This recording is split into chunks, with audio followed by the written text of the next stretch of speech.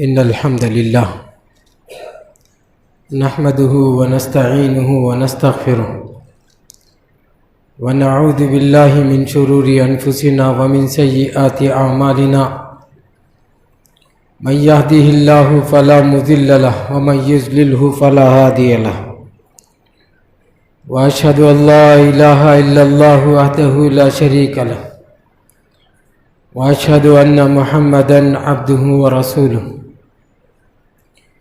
يا أيها الذين آمنوا اتقوا الله حق تقاته ولا تموتن إلا وأنتم مسلمون يا أيها الناس اتقوا ربكم الذي خلقكم من نفس واحدة وخلق منها زوجها وبث منهما رجالا كثيرا ونساء واتقوا الله الذي تساءلون به والأرحام إن الله كان عليكم رقيبا يا أيها الذين آمنوا اتقوا الله وقولوا قولا سديدا يصلح لكم أعمالكم ويغفر لكم ذنوبكم ومن يطع الله ورسوله فقد فاز فوزا عظيما أما بعد فإن خير الحديث كتاب الله وخير الهدي هدي محمد صلى الله عليه وسلم وشر الأمور محدثاتها وكل محدثة بدعة وكل بدعة ضلالة الضلالة في النار فأعوذ بالله السميع العليم من الشيطان الرجيم بسم الله الرحمن الرحيم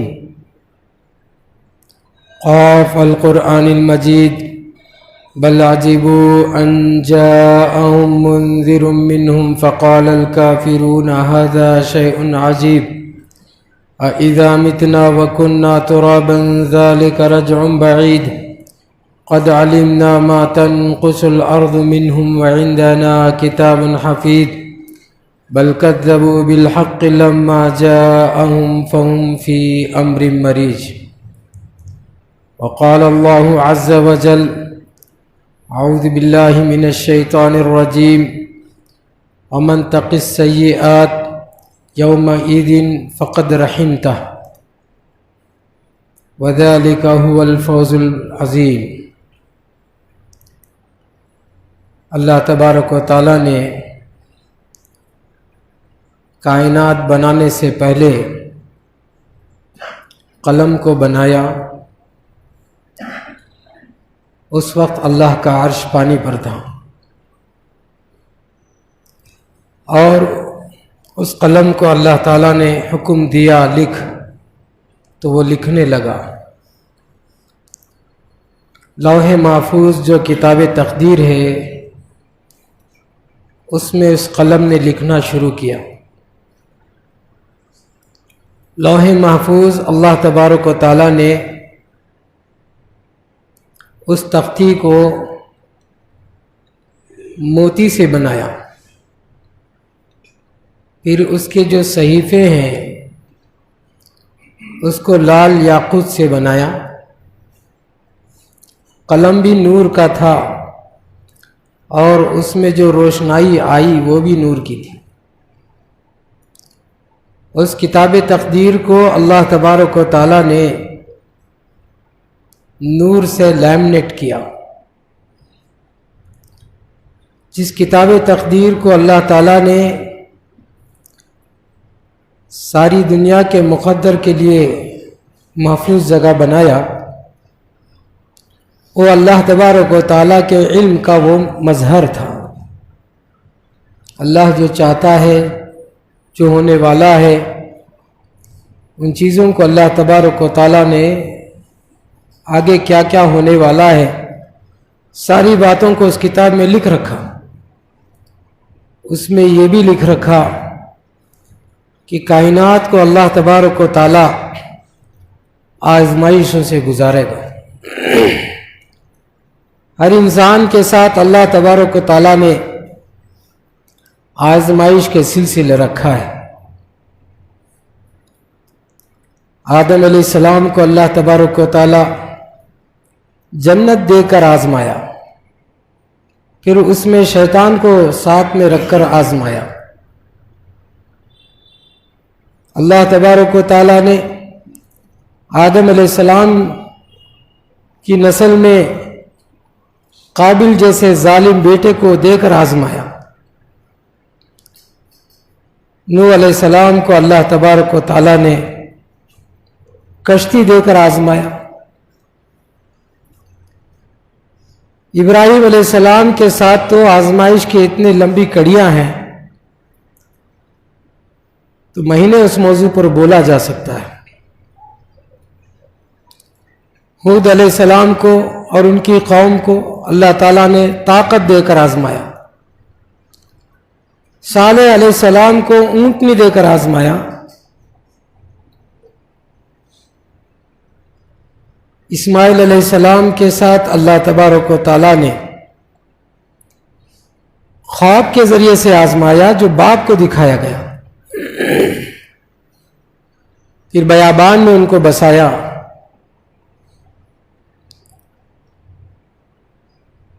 یعقوب علیہ السلام کو اللہ تعالیٰ نے ان کے بچوں سے آزمایا۔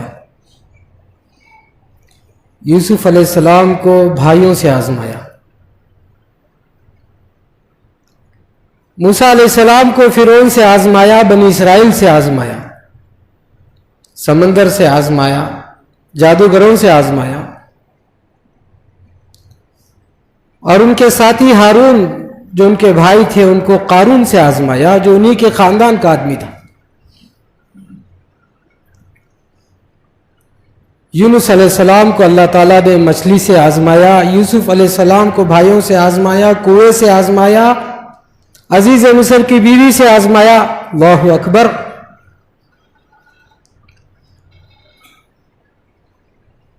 عیسیٰ علیہ السلام کو بنی اسرائیل سے آزمایا، شعیب علیہ السلام کو بازار سے آزمایا، حلال حرام کی تمیز کی تعلیم سے آزمایا، ایوب علیہ السلام کو بیماری سے آزمایا، اور اللہ کے نبی صلی اللہ علیہ وسلم کو تو جتنے انبیاء کے ساتھ جو جو آزمائشیں ہوئی ساری آزمائشوں سے گزارا۔ سبحان اللہ۔ یہ جو اسباق قرآن اور حدیث میں اور سنتوں میں ہمیں بیان کیا جاتا ہے، سنایا جاتا ہے کہ آزمائش کی کیا کیا شکلیں ہو سکتی ہیں، کتنے کتنے راستے سے انسانوں کو اللہ تبارک و تعالیٰ نے آزمایا ہے، اس کو جاننے سے ہمارا تعلق اللہ سے بڑھ جاتا ہے کہ ہم اتنے کمزور ہیں کہ ہمارے ساتھ اتنی سخت آزمائشیں نہیں ہوئی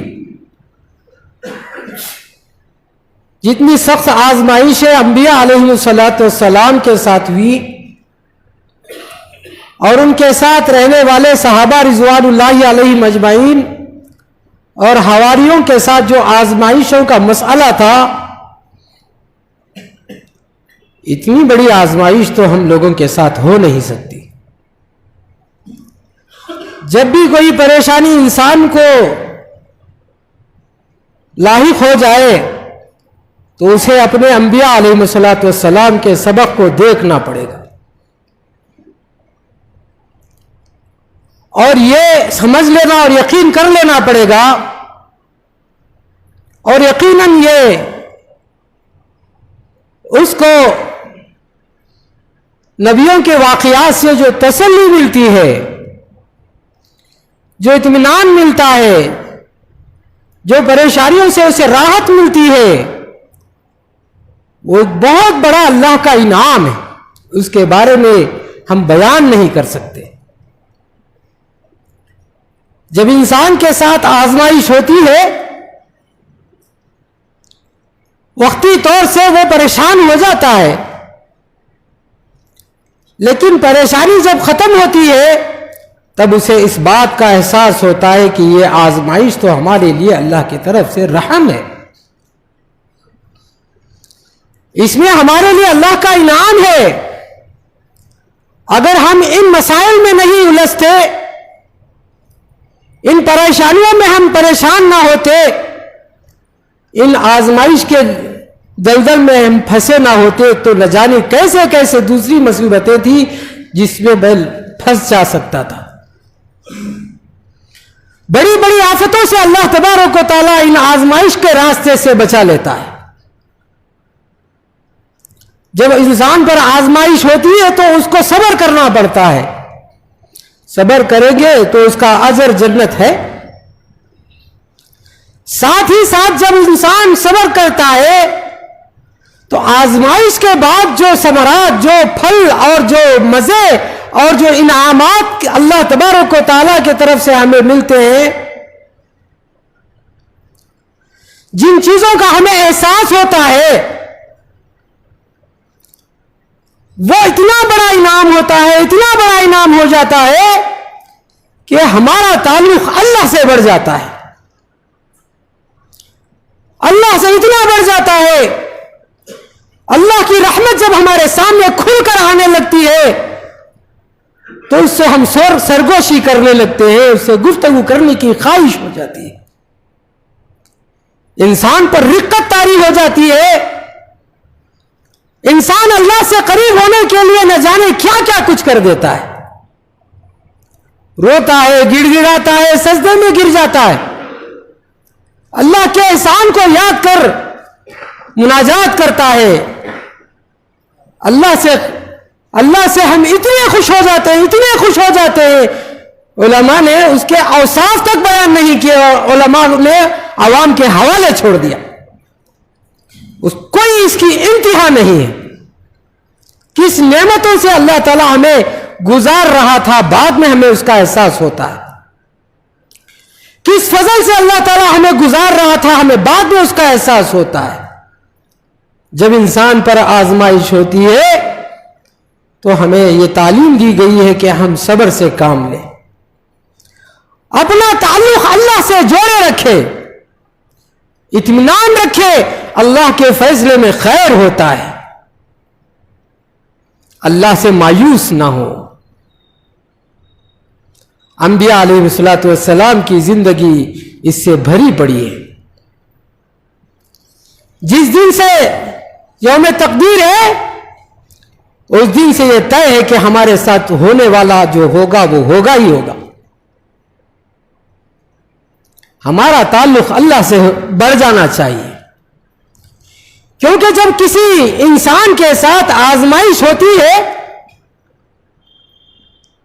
तो पहली फुर्सत में अल्लाह ताला उसके सब्र के बदले में उसे अजर और सवाब देता है। दूसरे मरहले में एक ईमान वाले को एक कांटा भी चुभ जाए तो उसके बदले में उसके गुनाहों को माफ कर दिया जाता है, और गुनाहों से माफी ही तो सबसे बड़ी दौलत है। क़यामत के दिन अल्लाह तबारक व तआला जिन लोगों को गुनाहों से माफ कर देता है उसी पर तो अल्लाह का रहम होता है, वही तो अल्लाह की रहमत है। अल्लाह तबारक व तआला के अर्श के अतराफ फरिश्ते हैं जो अल्लाह ताला के अर्श के अतराफ घूमते रहते हैं, अल्लाह की तस्बीह बयान करते हैं, अल्लाह की तारीफ बयान करते हैं, और ईमान वालों के हक में इस्तिग़फ़ार करते हैं। न सिर्फ ईमान वाले के हक में इस्तिग़फ़ार करते हैं, उनके बाप, उनके बीवी, उनके भाई, उनके बच्चों के हक में इस्तिग़फ़ार करते हैं जो ईमान लाए। और कौन? ऐसे अल्लाह के मुकर्रब फरिश्ते जिनको अल्लाह तबारक व तआला ने अपने अर्श के करीब रखा है। इसीलिए जो हदीस में बयान किया गया है, एक ईमान वाला दूसरे ईमान वाले के हक में गायबाना जब दुआ करता है तो उसको कबूल करता है। इसीलिए हदीस में भी आया है कि आपको यह तालीम दी गई कि गायबाना दूसरों के हक में आप दुआ कीजिए, क्योंकि غائبانہ جو دعا کا عمل ہے وہ فرشتوں کا عمل ہے جو اللہ کے عرش کے اطراف گھوم رہے ہیں. کسی کو نہیں معلوم ایمان والے کون ہیں. بس غائبانہ ہم سب کے حق میں دعا کر رہے ہیں. وہ فرشتوں کا عمل ہے جو غائبانہ ہم دوسروں کے حق میں دعا کرتے ہیں. وہ اللہ کے عرش کے سامنے سیدھے جانب اللہ تعالیٰ نے کتاب تقدیر کو رکھا ہے اور اس کے جو کلمات ہیں اللہ کے عرش سے جو اس کا تعلق ہے. رسول اللہ صلی اللہ علیہ وسلم نے فرمایا کہ ایسے لگتا ہے جیسے کسی بادشاہ کے تاج کا جھومر لٹکتا ہے، ویسے اللہ کے عرش کے سامنے کتاب تقدیر نظر آتا ہے. وہ نورانی کتاب، اس کتاب کو اللہ تبارک و تعالی روزانہ 360 بار دیکھتا ہے. اللہ اکبر! کیا پیدا کرنا ہے، کیا ختم کرنا ہے، کس کو کیا رزق دینا ہے، کس کو کب معاف کرنا ہے، کس کو کیا آزمائش سے گزارنا ہے، یہ سب اللہ تبارک و تعالی روزانہ دیکھتا ہے اور وہ ہمارے حساب سے دیکھتا ہے. روزانہ کا مطلب ہمارا حساب ہے. اللہ تعالیٰ تو دن اور رات کا محتاج نہیں. اتنا رحم کرنے والا رب جو کتاب تقدیر کو نہ صرف لکھ کے رکھا بلکہ روزانہ اس کو دیکھتا ہے، جو وہ اتنا رحم کرنے والا رب کسی انسان کے ساتھ آزمائش کا معاملہ کرتا ہے تو وہ کیا ظلم کرتا ہے؟ اتنا ہمارا خیال رکھنے والا رب اپنا باپ بھی اپنے بچے کو 3 سے 60 بار دن میں یاد نہیں کرتا کہ اس کو کیا ضرورت ہے. سمندر کے گہرائی میں رہنے والے مچھلیوں کی ضرورتوں کو وہ پورا کرتا ہے. آسمان میں جھولنے اور گھومنے والے کہکشاں کے مسائل کو دیکھتا ہے. دلوں کی دھڑکنوں کو جانتا ہے. پیٹ کے اندر جو چیز آپ کے داخل ہو چکی ہے اس کا وہ خیال رکھتا ہے.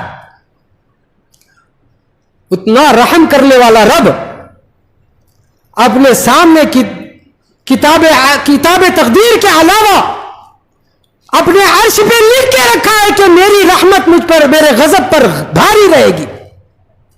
لکھ کے رکھا ہے. جب بھی اللہ کو غصہ آتا ہے تو اس کو دیکھ لیتا ہے کہ میری رحمت میرے غضب پر، میرے غصے پر بھاری رہے گی.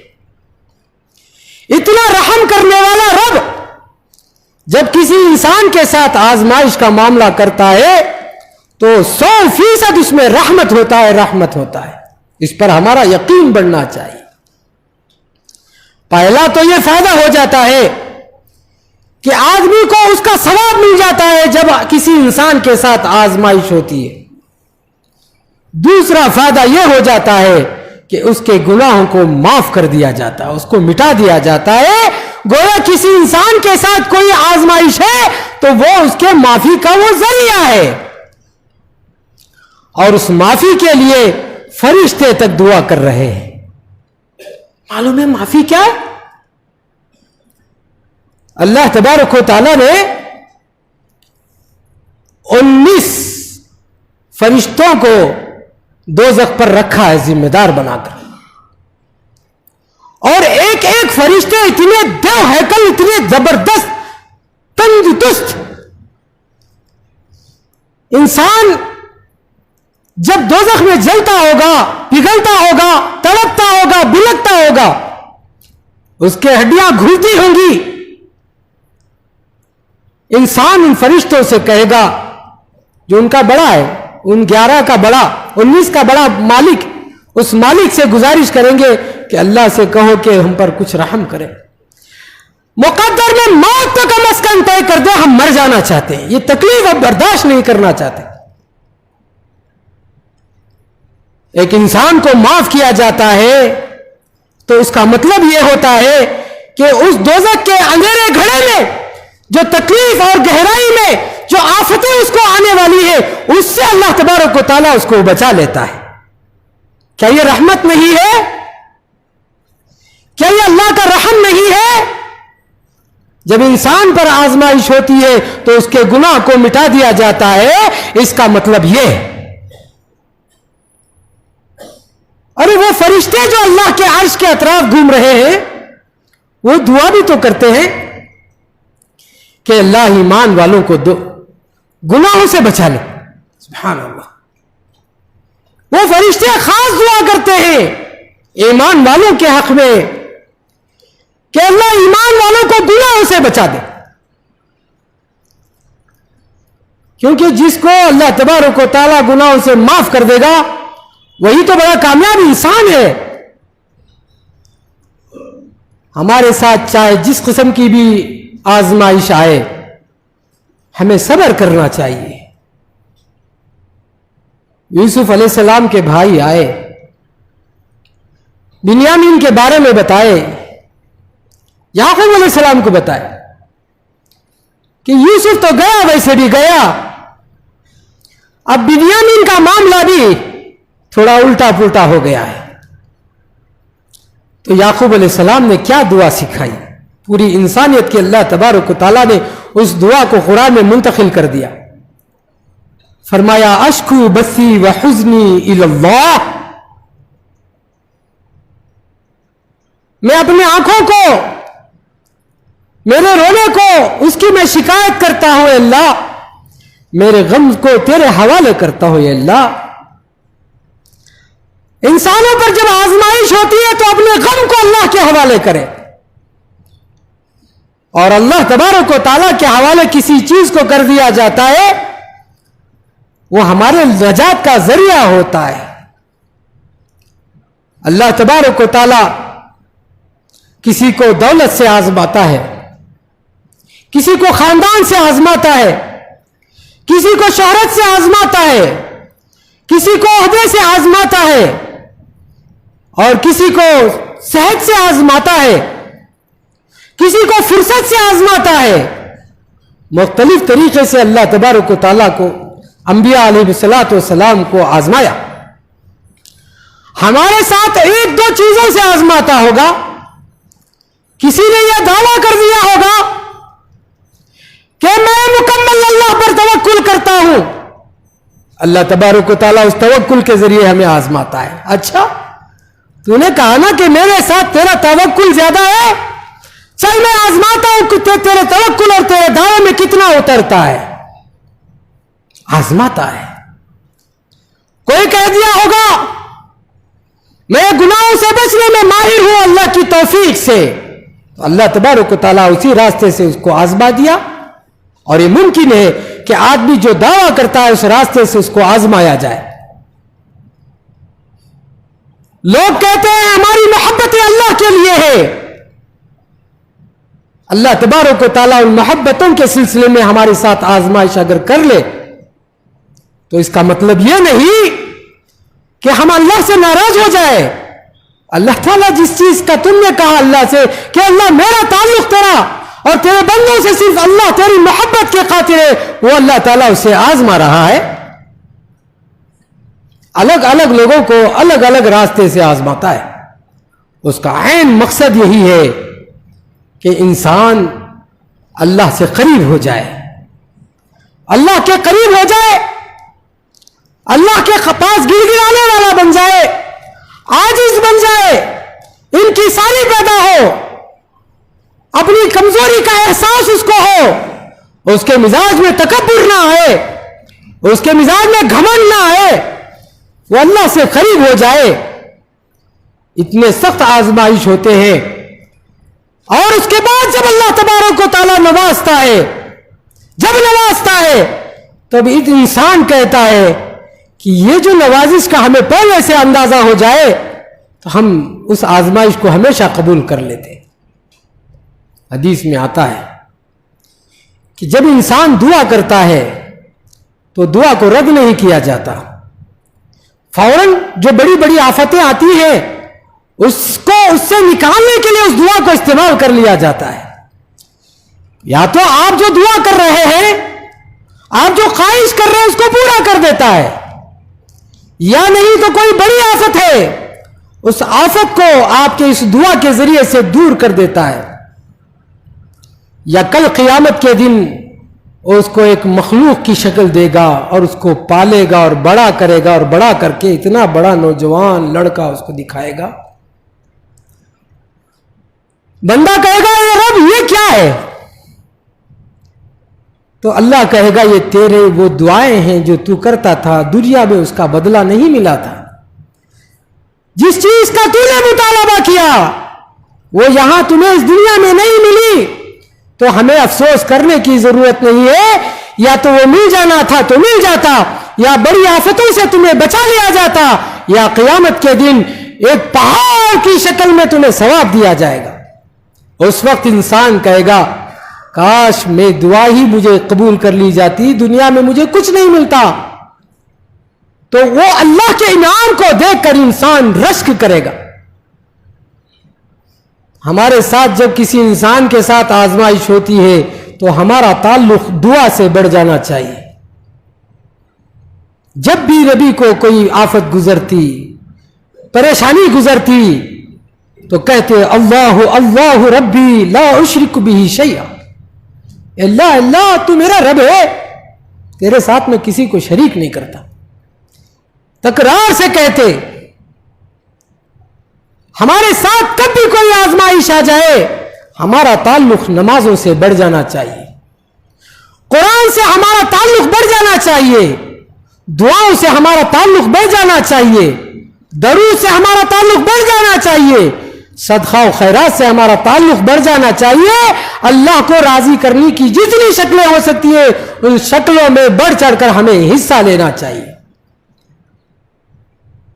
یقیناً آزمائش ہمارے گناہوں کا کفارہ ہے, حق و باطل کی تمیز ہے, ایمانی کیفیت میں اضافہ ہے اور ایمان میں پختگی ہے. اس کے ذریعے سے ہمارا ایمان جاگتا ہے, ہمارے بدن کے رونگٹے کھڑے ہو جاتے ہیں کہ اللہ تو اتنا رحم کرنے والا تھا, مجھے معلوم نہیں تھا, میں خواہ پریشان ہو گیا. جب انسان پر اللہ کی نعمتیں آزمائشوں کے بعد ظاہر ہوتی ہے تو وہ یقیناً سکون کی زندگی گزارے گا. اللہ تبارک و تعالیٰ سے دعا ہے اللہ تبارک و تعالیٰ ہم سب کو اس کی جو آزمائش کے پہلو ہیں اس کے فوائد کو سمجھ کر اللہ سے قریب ہونے کی توفیق نصیب فرمائے. آمین. بارک اللہ لنا ولکم فی القرآن المجید ونفعنا وإیاکم بالآیات والذکر الحکیم.